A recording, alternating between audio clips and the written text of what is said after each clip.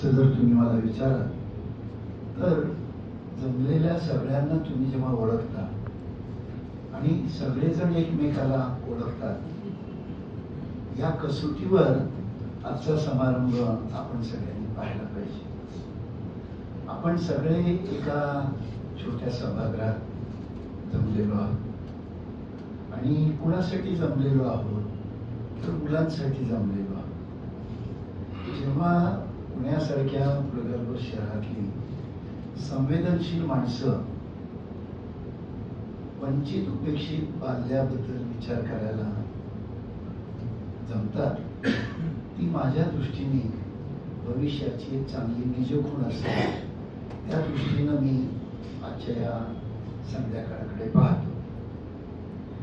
मी औपचारिकरित्या कार्यगौरव पुरस्कार मला दिल्याबद्दल संस्थेचे आणि आपल्या सगळ्यांचे आभारी मानतो. विनोद शिरसाट यांनी अनेक गोष्टी माझ्याबद्दल सांगितलेल्या आहेत. माझ्या पत्रातही अनेक गोष्टींचा उल्लेख करण्यात आलेला आहे.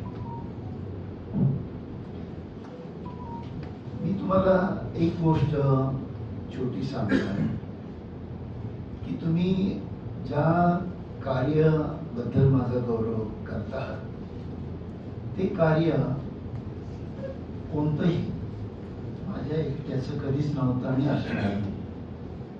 विशेषतः मुलांसाठी काम करणं, पण आपल्या घरामध्ये आई वडील मुलांचं काम करतात. केवळ बाप असं म्हणत असेल की मी मुलांचा सांभाळ करतो, केवळ आई म्हणत असेल की मी मुलांचा सांभाळ करतो, असं नसतं. कुटुंबात बाळ वाढतं ते आई वडील, भाऊ बहीण, काका मामा, पै पाहुणे, समाज, शिक्षक अशा सगळ्यातून मुलाची वाढ होत असते. त्यामुळे बाल्य समृद्धी आणि विशेषतः वंचित बाल्याची समृद्धी ही समाजामध्ये ज्या वेगवेगळ्या संस्था काम करतात. योगायोगाने माझा जन्म पंढरपूरच्या बालकाश्रमात झाला आणि मी साधारणपणे 10 वर्ष त्या बालकाश्रमात होतो. त्यावेळी मला काही कळायचं नाही आपण कुठे आहोत. पण मला कळायला लागल्यानंतर मी प्रत्येक सुट्टीमध्ये पंढरपूर बालकाश्रमामध्ये जायचो. पहिली 10 वर्ष त्या बालकाश्रमातलं जीवन आणि कळत्या वयात मी ते बालकाश्रम पाहणं, मला काय कळायला लागल्यानंतर की पंढरपूर बालकाश्रमामध्ये 300 अनाथ निराधार मुलं मुली महिला असायच्या. हे 300 मुलं मुली महिला कोण होते तर त्यांना समाजाने एका अर्थाने टाकलेलं होतं. त्यांचं कोणीच नव्हतं. म्हणजे अशी कल्पना करा की एक कुमारी माता आहे, पाय घसरलेली, तिच्या घरातले लोक परत तिला न्यायला येणार नाहीयेत आणि उर्वरित आयुष्य तिला संस्थेत काढायचं आहे. एक बालविधवा आहे, कळत्या वयात तिला दिवस गेले, तिला घराने टाकलंय आणि ती संस्थेमध्ये वाढते. ती वाढते, तिचं बाळ पण वाढत आहे. कुणीतरी एका बाईने खून केलेला आहे, तिला जन्मठेप आहे. त्या काळामध्ये जेलमध्ये स्त्रियांना राहण्याची व्यवस्था नव्हती. अशा सगळ्या स्त्रिया बालकाश्रमामध्ये असायच्या. म्हणजे शिक्षा झालेल्या स्त्रिया, कैदी आपण त्याला म्हणतो. आपल्याकडे समाज स्वास्थ्य नावाची जी गोष्ट आहे, कर्व्यांनी सांगितले स्वास्थ्य, तो स्वास्थ्य शब्द खऱ्या अर्थाने अस्वास्थ्य आहे. स्वास्थ्य समाजात कधीच नव्हतं आणि नाही अशी माझी धारणा आहे. अस्वास्थ्य असलेल्या समाजामध्ये जी माणसं वाढतात, एकटेपणाने वाढतात, संस्था त्या काळातही भेट होते, आज ही भेटच आहे. म्हणजे मी कधीतरी गमतीनं असं विचारतो अशा समारंभात की तुम्ही कधी बालकाश्रमात गेलेला आहात का, तुम्ही कधी रिमांड रूममध्ये गेलेला आहात का, तुम्ही कधी जेलमध्ये गेलेला आहात का, तुम्ही पोलीस ठाण्यात कधी गेलेला आहात का, तुम्ही कस्टडी कधी अनुभवली आहे का, वगैरे वगैरे. या सगळ्यांची प्रश्न इथे उपस्थित असलेल्यांना नकारात्मकच द्यायला लागते. अरुण खोरेंचा अपवाद वगैरेचा किंवा दांडेकरांचा अपवाद वगैरे, तर काही अपवाद असतील, पण संस्थात्मक जीवनामध्ये विशेषतः वंचितांच्या संस्था ज्या आहेत त्या आजही तशाच वाढत आहेत जशा 75 वर्षांपूर्वी. आपण सुशिक्षित झालो का, आपण संस्कारित झालो का, आपण प्रगल्भ झालो का, आपल्यात जाणीवांचा विकास झाला का, या सगळ्या कसोटींची उत्तर मात्र नकारात्मक आजही तुम्हाला द्यायला लागते. विनोद शिरसाट असं म्हणले की आपण गुन्हेगार आहोत, मुलांचे आपण गुन्हेगार आहोत, तसे वंचितांचे पण आपण गुन्हेगार असतो. आणि हे भारताचं नाही, फक्त हे जगात पण असंच चित्र आहे. पूर्वी पण होतं, आजही आहे. मुद्दा मित्रांनो असा आहे की या कार्य गौरव पुरस्काराचं औचित्य काय, तर या कार्य गौरव पुरस्काराचं औचित्य असं की परत एकदा वळून आपण या वंचित विश्वाकडे पाहणार आहोत. माझ्या पुरस्काराच्या निमित्ताने तुम्ही परत मागे वळून पाहणार आहात. मी छोटे छोटे प्रश्न तुम्हाला सांगतो. मगाशी मानवाधिकारचा उल्लेख झाला. 1998 पासून मी कोल्हापूरच्या राष्ट्रीय मानवाधिकाराचा जिल्हा प्रतिनिधी आहे. 98 पासून 2025 पर्यंत 27 वर्ष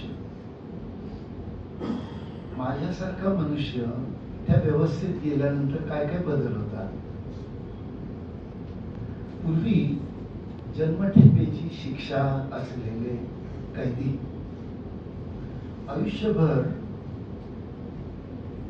चिंतेच्या चिंध्या फाडत आयुष्य काढायचे.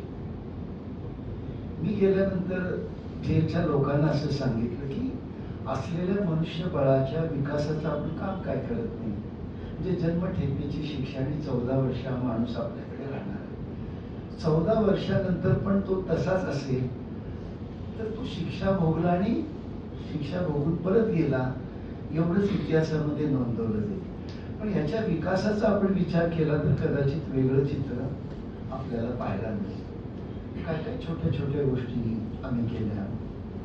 आम्ही असं केलं की सगळ्या जेलच्या लोकांना दूरशिक्षणाची सुविधा उपलब्ध करून दिली. तुम्हाला खरं वाटणार नाही की आता जेलमध्ये शिक्षा भोगणारे सगळे आपलं शिक्षण पूर्ण करतात, पदवीचं पूर्ण करतात. पदवी असेल तर तो उच्च शिक्षण करतो, उच्च शिक्षण असेल तर तो PhD करतो. हा मनुष्य विकास आहे. अशी कल्पना करा की एक डॉक्टर आहे आणि त्याला जन्मठेपेची शिक्षा, तर तो जेलमध्ये आम्ही त्याला डॉक्टरच करतो की त्यानं सगळ्या जेलचं आरोग्य सांभाळायचं. जो शिक्षक आहे, प्राध्यापक आहे, त्याला प्राध्यापकच करतो, त्याला शिकवायचं काम करायचं. तुमच्या असं लक्षात येईल की त्या काळामध्ये स्त्रिया नव्हत्या, पण आता अलीकडच्या काळामध्ये स्त्रिया, म्हणजे हा विकास झाला का काही मला माहित नाही. पण जसं शाळेमध्ये 50-50 मुलं मुली असतात, आता अपराध्यांच्या मध्ये पण 50-50 आलेलं आहे.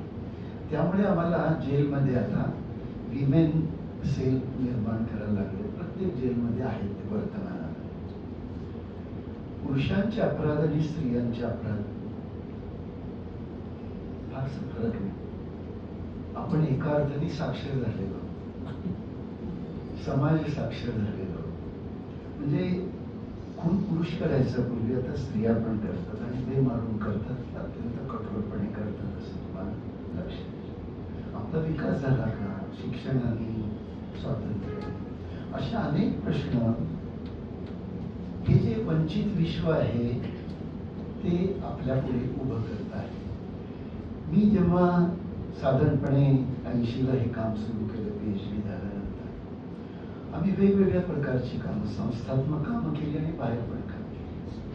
मला असं आठवतं की इथे पुण्यात आम्ही विजयाताई लवाटे होत्या आणि त्या आरोग्याचं काम करायचे, महिलांचं आरोग्य, आणि विशेषतः त्यांचा भर वेश्यांच्या आरोग्यावर असायचं.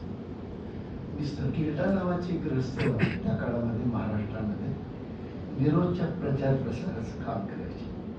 आम्ही सगळे कार्यकर्ते गिल्डांच्या मागे उभारलो आणि मुंबईचा फोरस रोड असू दे, कामाठीपुरा असू दे, इथलं बुधवार पेठ असू दे, सुदैवाने भारतातली आणि जगातली वेश्याग्रह मी मोठ्या प्रमाणात पाहिलेले आहेत आणि त्यांचं विश्व काय आहे हे मी पाहिलेलं आहे, अगदी जवळून पाहिलेलं आहे.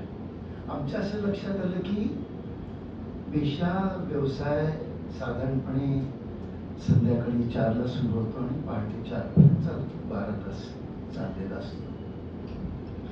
या काळामध्ये त्यांची मुलं, आम्ही जोपर्यंत काम सुरू केलं होतं मुलांसाठी तोपर्यंत मुलं या सगळ्या व्यवहाराचे साक्षीदार होते. आम्ही काम काय सुरू केलं, आम्ही शाकुंतल नावाची एक बालवाडी कामाठीपुऱ्यात एका म्युनिसिपल स्कूलमध्ये सुरू केली. संध्याकाळी 4 ते पहाटे 4 आमची बालवाडी चालायची. त्या मुला मुलींना आम्ही आणायचो, त्यांना शिकवायचो, जेवण घालायचो, झोपवायचो आणि परत 4ला आईकडे द्यायचो. पुढे पुढे आमच्या असं लक्षात आलं की त्याला त्या जीवनातून बाहेर काढायचं असेल तर नुसतं शाकुंतल चालून चालणार नाही. मग आम्ही वसतिगृह सुरू केली त्यांची. मी तुम्हाला आनंदाने असं सांगेन की आज कोणत्याही वेश्येची मुलगी वेश्या होत नाही. This is contribution to society by our people.